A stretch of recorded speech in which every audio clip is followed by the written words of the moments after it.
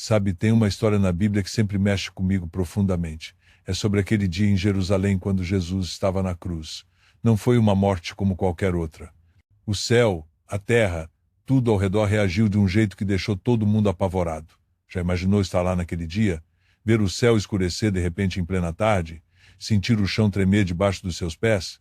Foi assim para aquelas pessoas comuns que só tinham saído de casa para mais um dia normal e acabaram testemunhando algo que mudaria a história para sempre. Era o dia da preparação para a Páscoa judaica, um dia que deveria ser de celebração em Jerusalém. A cidade estava lotada de peregrinos que vinham de longe para as festividades. Mas aquele dia seria diferente de todos os outros. Jesus já estava há horas pregado na cruz, sofrendo dores que nem conseguimos imaginar. Ao seu redor, alguns zombavam, outros choravam.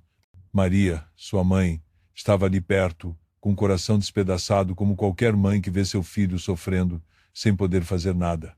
Os discípulos, escondidos pelo medo, exceto João, que permaneceu ali devastado.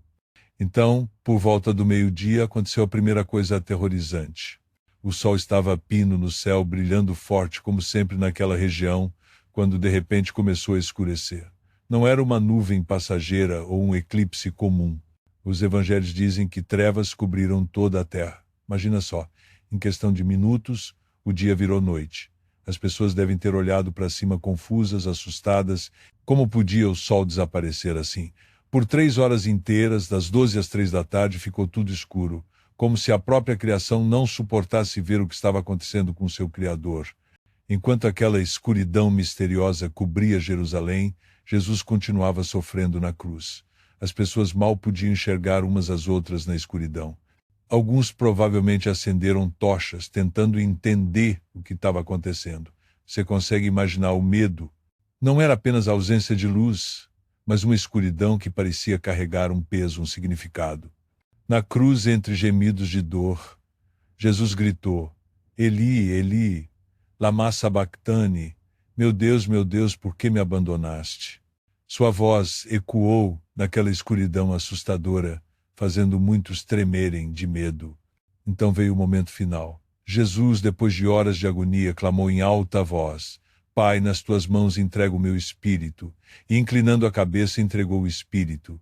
Foi nesse exato momento que aconteceu a segunda coisa aterrorizante. Lá no Templo de Jerusalém, distante do Calvário, algo inexplicável aconteceu.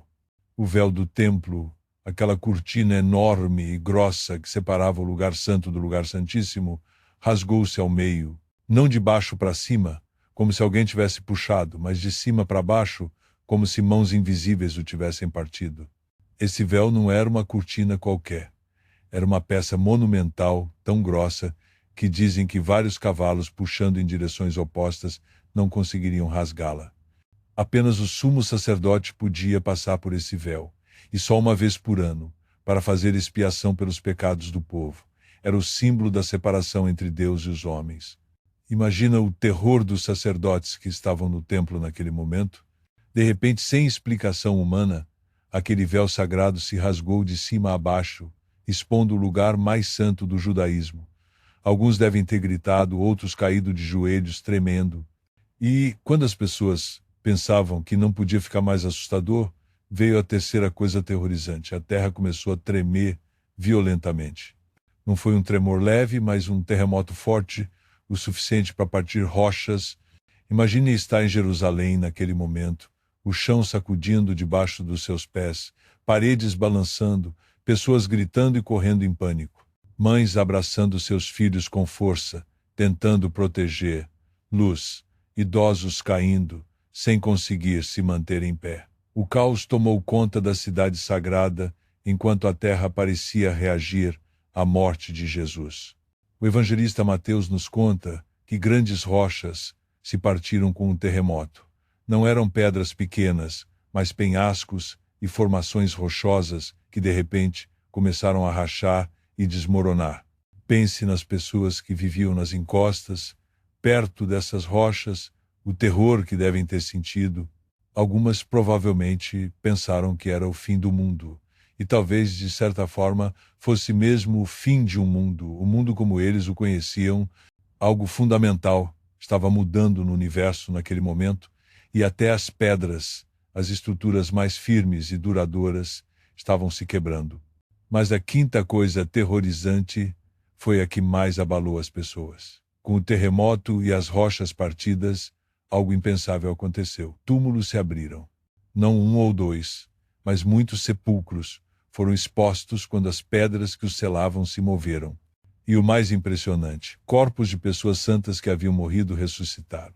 Mateus diz que muitos corpos de santos que tinham morrido foram ressuscitados. Imagine ver alguém que você enterrou há tempos, de repente andando pelas ruas. O impacto deve ter sido avassalador.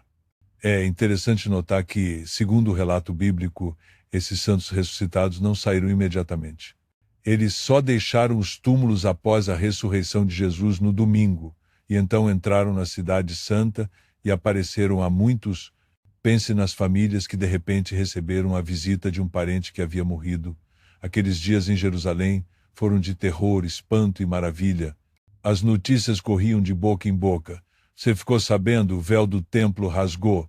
Dizem que viram pessoas mortas andando pela cidade. A cidade inteira estava em polvorosa. No meio de todo esse caos, havia um soldado romano, um centurião, que estava de plantão no Calvário, supervisionando a crucificação. Sentiu a escuridão, o terremoto, viu as reações das pessoas. O Evangelho de Marcos nos conta que esse homem, acostumado com a violência e a morte, olhou para Jesus e disse: verdadeiramente este homem era o Filho de Deus. Imagine só, um soldado romano que provavelmente adorava outros deuses, reconhecendo a divindade de Jesus. O que será que ele viu que o convenceu tão profundamente? Para os discípulos de Jesus, aqueles eram momentos de terror e confusão absoluta. Eles tinham deixado tudo para seguir Jesus. Acreditavam que ele era o Messias, que restauraria o reino de Israel. Morto da maneira mais vergonhosa possível, na cruz como um criminoso comum. As trevas, o terremoto, os túmulos abertos, tudo isso só aumentava o medo deles. Será que eles seriam os próximos? Será que Deus estava punindo o mundo? O que significavam todos aqueles sinais assustadores? Eles se esconderam, portas trancadas, corações partidos, e os líderes religiosos, os que tinham conspirado para matar Jesus, como eles se sentiram quando o véu do templo se rasgou? Aquele véu representava seu papel como intermediários entre Deus e o povo. Agora estava rasgado, expondo o lugar santíssimo que só o sumo sacerdote podia ver uma vez por ano. Será que sentiram medo, arrependimento? Ou tentaram racionalizar, dizer que foi apenas coincidência, que o véu já estava velho, que o terremoto causou tudo aquilo? A Bíblia não nos diz exatamente, mas podemos imaginar a turbulência em seus corações. Para Maria, mãe de Jesus, cada um daqueles sinais devia ter um significado diferente. Ela viu seu filho nascer de forma milagrosa, ouviu anjos anunciarem sua vinda, guardou tantas coisas em seu coração ao longo dos anos. E agora, no momento mais doloroso de sua vida, vendo seu filho morrer, a criação inteira parecia entrar em luto junto com ela. A escuridão refletia a escuridão em sua alma. O terremoto ecoava o tremor de seu coração.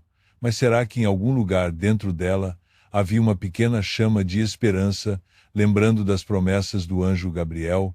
As pessoas comuns de Jerusalém, que talvez nem conhecessem Jesus pessoalmente, foram pegas de surpresa por todos esses eventos. Muitas delas tinham vindo à cidade apenas para celebrar a Páscoa. Agora estavam no meio de acontecimentos aterrorizantes que ninguém podia explicar. Lucas nos conta que depois de testemunharem tudo isso, elas voltavam batendo no peito, um gesto de profundo pesar e arrependimento na cultura daquela época.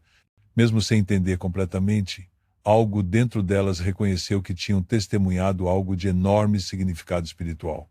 É fascinante pensar no contraste entre o que as pessoas viram naquele dia e o que realmente estava acontecendo no plano espiritual. Elas viram escuridão, mas não sabiam que era o momento em que a luz do mundo estava se apagando temporariamente para que todos pudessem ter acesso à verdadeira luz.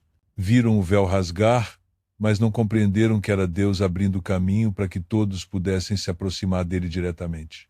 Sentiram a terra tremer, mas não entenderam que eram as fundações do velho sistema sendo abaladas para dar lugar a algo novo. E, quanto aos túmulos abertos e os santos ressuscitados, que mensagem poderosa! Justo quando parecia que a morte tinha vencido, quando o próprio Jesus tinha sido derrotado, eis que a morte começava a perder seu poder. Como Paulo escreveria anos depois: onde está, ó morte, a tua vitória? Onde está, ó morte, o teu aguilhão?